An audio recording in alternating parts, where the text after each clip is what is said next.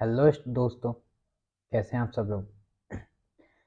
अभी मैं आपके लिए एक नया वीडियो नए तरह के वीडियोस भी चालू करने वाला हूँ, स्पेशली एडिटोरियल्स के वीडियोस एंड करंट इश्यूज पर। एडिटोरियल्स हम है ना यूपीएससी मेंस के लिए और प्रीलिम्स के लिए पढ़ना बहुत ज़्यादा ज़रूरी है। कुछ ऐसे एडिटोरियल्स हैं जो जीएस पेपर्स में कई बार पूछे जाते हैं। स्पेशली आज के वक्त में करंट इशू में क्या चल रहा है, Ukraine and Russia conflict, China's air balloon, and various things uh, artificial intelligence। ऐसी कई सारी चीज़ें चल रही हैं। अभी जो वक्त है, इस वक्त में एक खिंचाव देख रहे होंगे आप, वेस्ट और ईस्ट का खिंचाव। ईस्ट की जो कंट्रीज हैं वो खुद की एक पावर बना रही हैं, और वेस्ट की जो कंट्रीज हैं वो पहले से ही अपने आप को सुपीरियर मानती हैं। तो इस वजह से ईस्ट कह रहा है कि हमारी भी दुनिया में एक पावर है, हमारी भी पावर की बदौलत ये दुनिया चल रही है। बट वेस्ट कहता है कि हमारी पावर पहले से ही है, इसलिए हमको चैलेंज मत करो।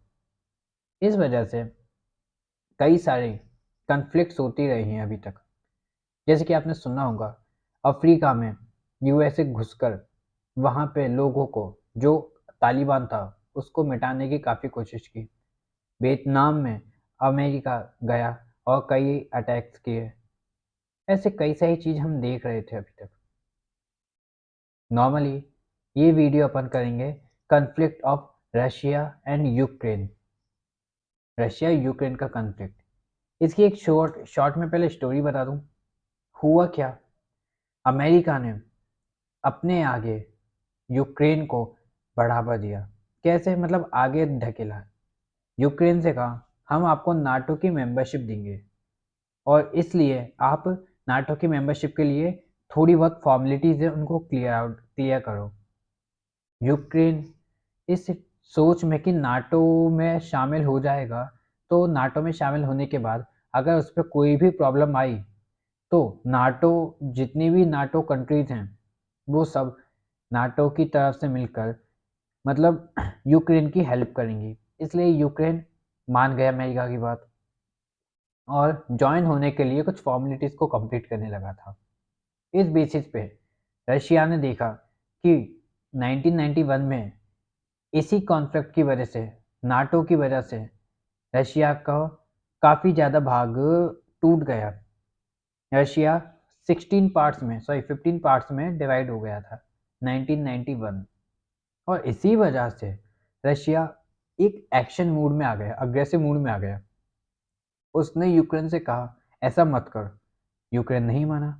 अब यूक्रेन के ना मानने की वजह से रशिया ने उस पर सीधे डायरेक्टली अटैक कर दिया। And after that situation world has seen the conflict of Russia and Ukraine. और यही कन्फ्लिक्ट की बात अभी मुद्दे में चल रही है काफ़ी ज़्यादा। क्यों? क्योंकि एक साल पूरा हो चुका है रशिया यूक्रेन कॉन्फ्लिक्ट का। सेरीमनी है अब।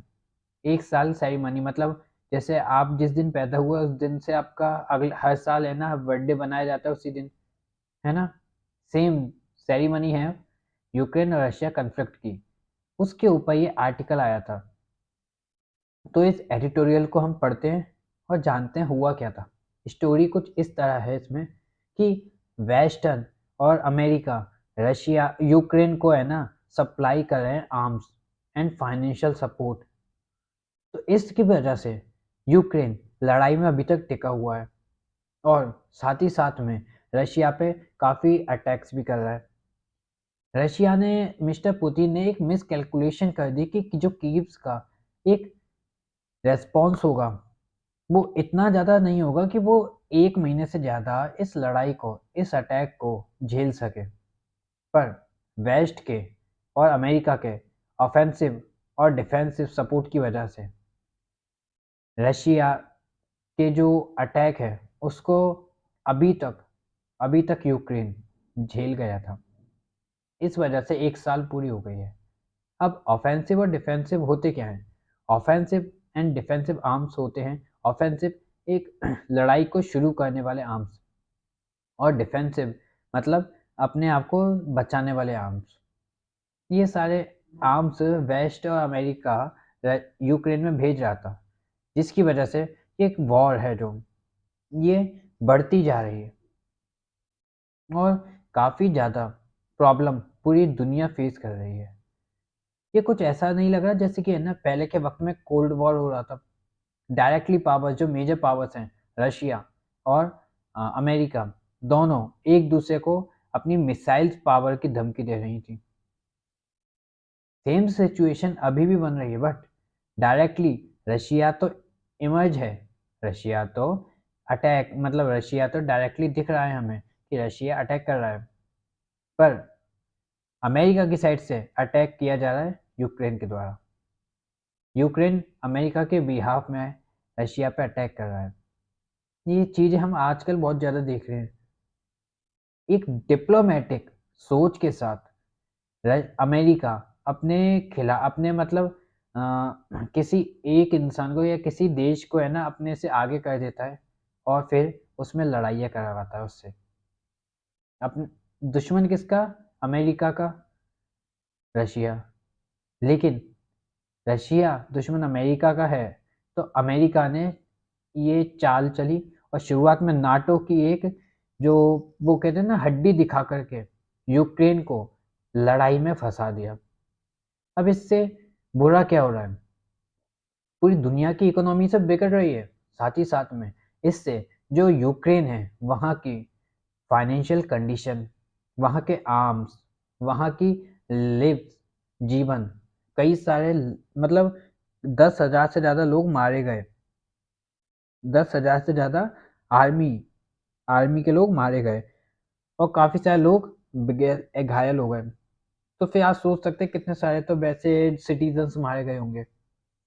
इसी तरह से पूरे देश में जैसे कि रशिया एक बहुत बड़ा गैस एक्सपोर्टर है, तो कई सारे यूरोपियन कंट्रीज रशिया से गैस खरीदते हैं बल्क में, जैसे कि जर्मनी। तो इस वजह से जर्मनी को भी गैस मिलना कम हो गया या बंद हो गया। ऐसी सिचुएशन की वजह से जर्मनी के अंदर भी दिक्कतें पैदा होने लगी। ऐसी कई सारी प्रॉब्लम्स हो रही हैं, बट अमेरिका पर इसका क्या प्रभाव पड़ रहा है? कोई प्रभाव पड़ रहा है? बहुत कम।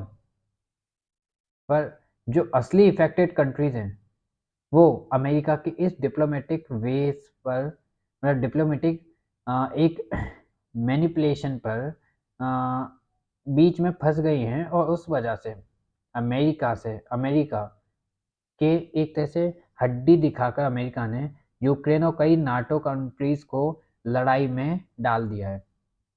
इस कॉन्फ्लिक्ट की वजह से रशिया भी कहने लग गया कि अगर तुम इस तरह से रशिया ने अमेरिका से कहा तुम यूक्रेन की मदद करोगे तो हम भी तुम्हारी न्यू स्टार्ट ट्रीटी है उसको नहीं मानेंगे। न्यू स्टार्ट मतलब जो न्यू स्टार्ट ट्रीटी है वो एक तरह से ऐसी ट्रीटी है जो कि रशिया और अमेरिका के बीच में हुई थी।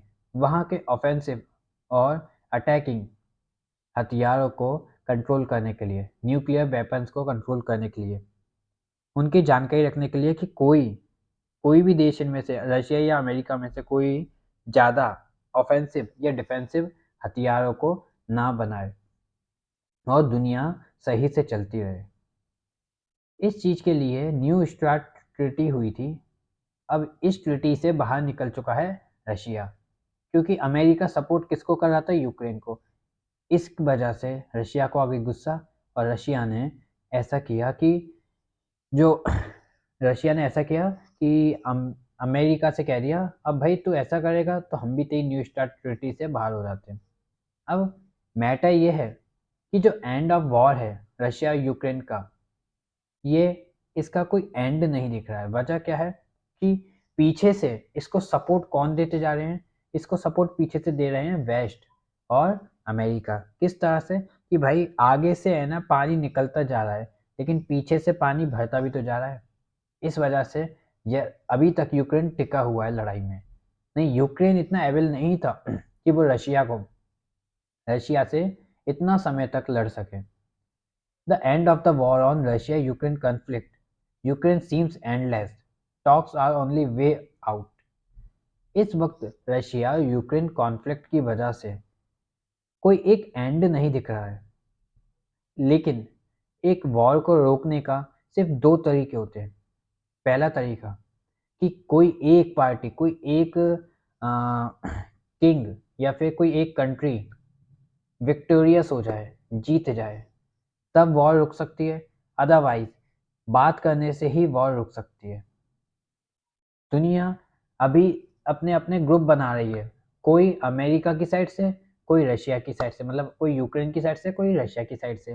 पर इसी वजह से, इस वजह से यूक्रेन और रशिया की साइड से होने की वजह से बहुत कम ऐसे देश हैं जैसे कि हमारा भारत, जो चाह रहा है न्यूट्रल रहना और इन दोनों में बात कराने की कोशिश कर रहा है, क्योंकि war create very destruction in whole the economy of world.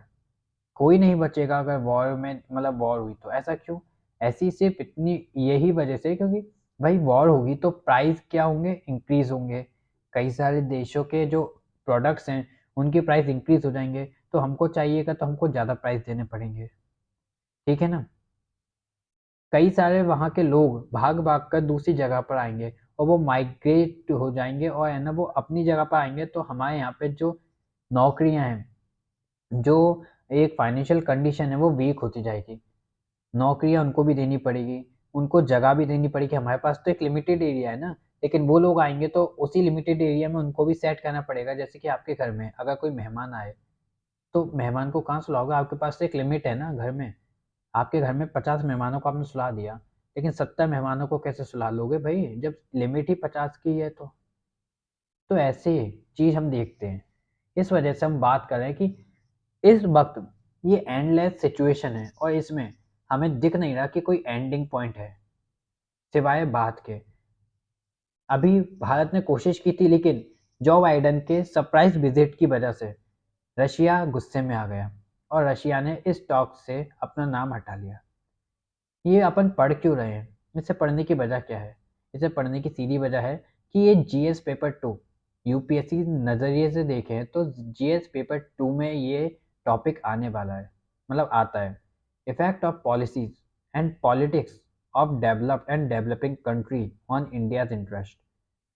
इसमें हम चीज़ देखते हैं कि जो डेवलप्ड और डेवलपिंग कंट्रीज़ की पॉलिसीज़ है और पॉलिटिक्स है, उससे क्या इफ़ेक्ट पड़ रहा है।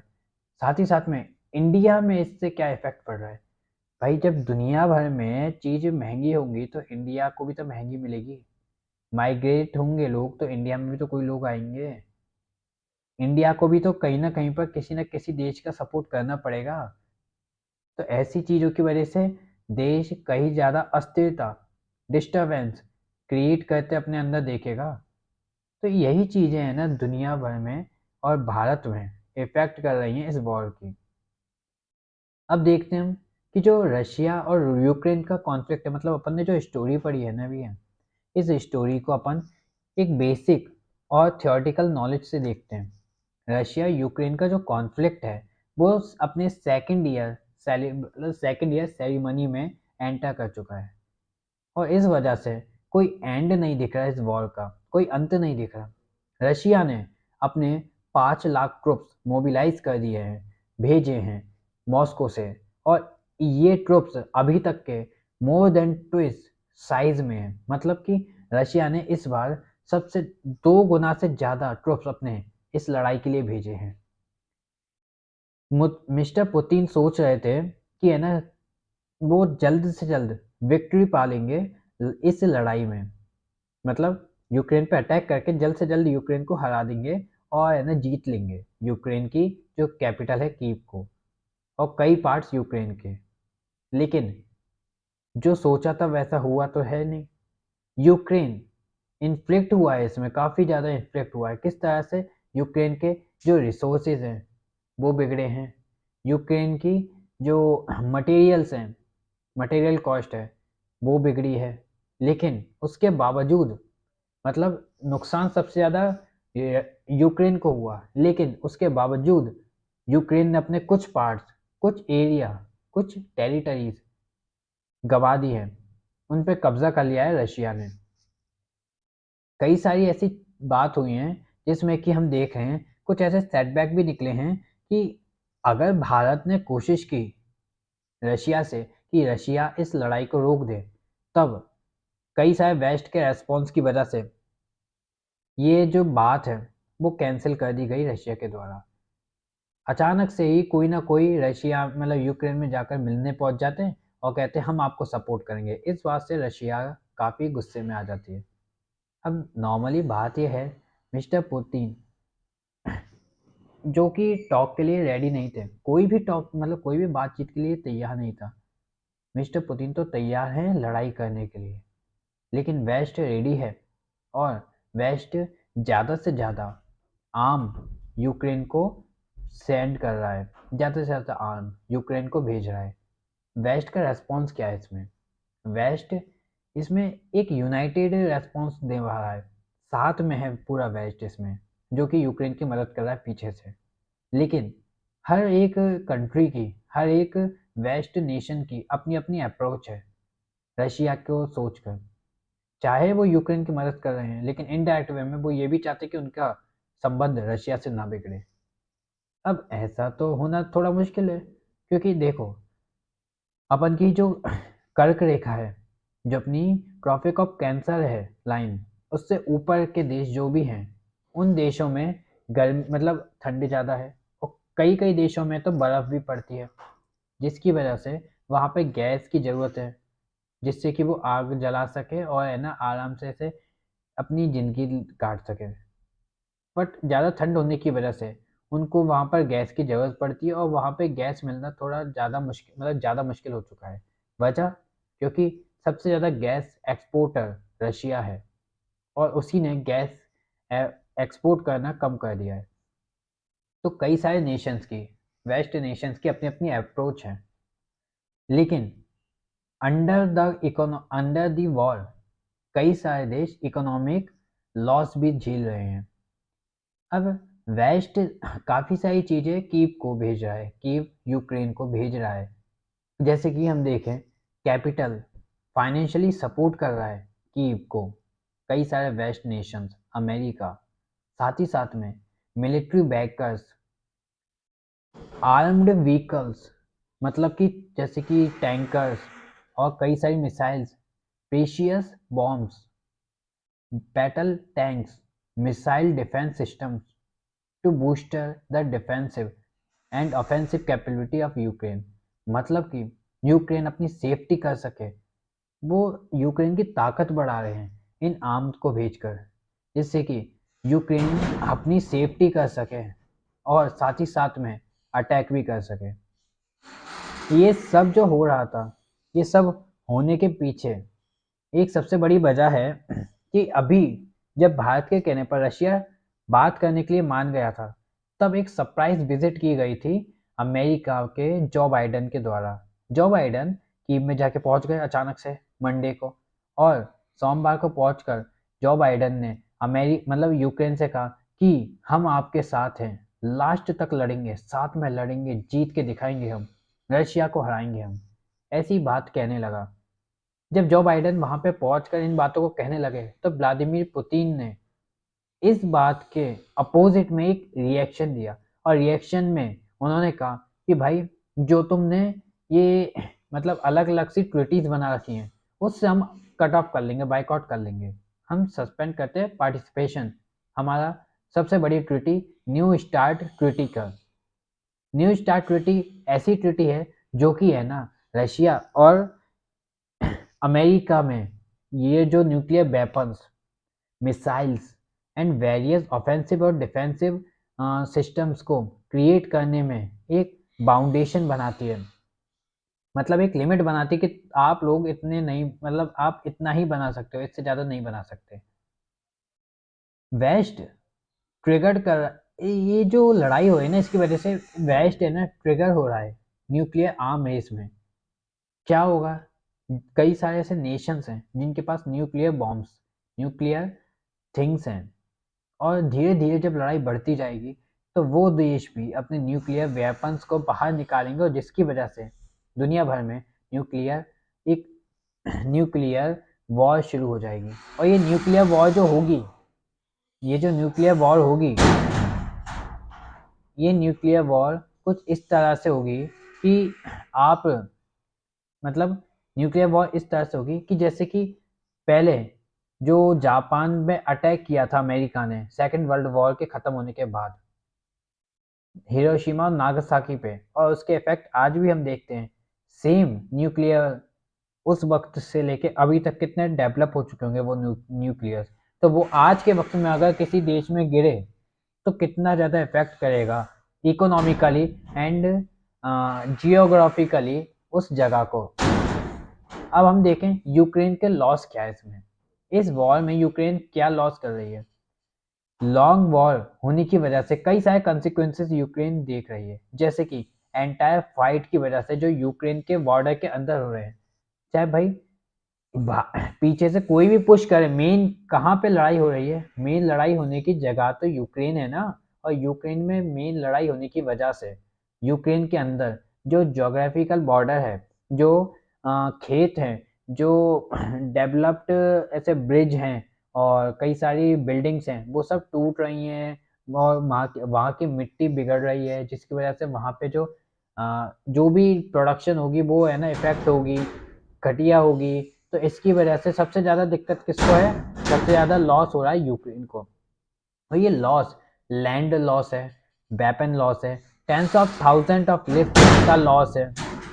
1 मिनट, उसके इंफ्रास्ट्रक्चर अंडर अटैक है।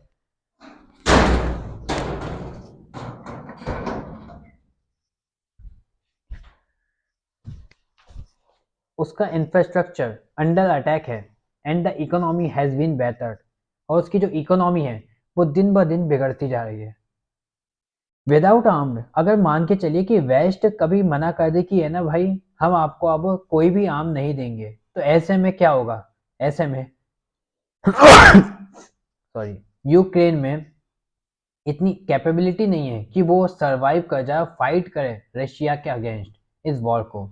यूक्रेन के जो प्रेसिडेंट हैं जेलेंस्की, जेलेंस्की वेस्ट और अमेरिका की मदद से सोच रहे हैं कि वो रशिया को हरा देंगे, पर इतना आसान नहीं है रशिया को हराना भाई। वो अमेरिका नहीं है जो बोरिया बिस्तर लेके वापस पहुंच जाएगा। रशिया अभी तक टिका है, उसने अभी तक अपने मेन इक्विपमेंट्स निकाले भी नहीं है। दैट्स वाई न्यूक्लियर थ्रेट बन रहा है, और ये न्यूक्लियर थ्रेट कुछ वॉर प्रोलॉन्ग्स की वजह से हो रहा है, मतलब लड़ाई बढ़ती जा रही है, इसकी वजह से न्यूक्लियर थ्रेट बनता जा रहा है, डर बनता जा रहा है कि अब न्यूक्लियर वेपन्स भी निकलना चालू होंगे। और ये रिस्क सिर्फ रशिया नाटो डायरेक्ट कॉन्फ्लिक्ट की वजह से बढ़ता जा रहा है।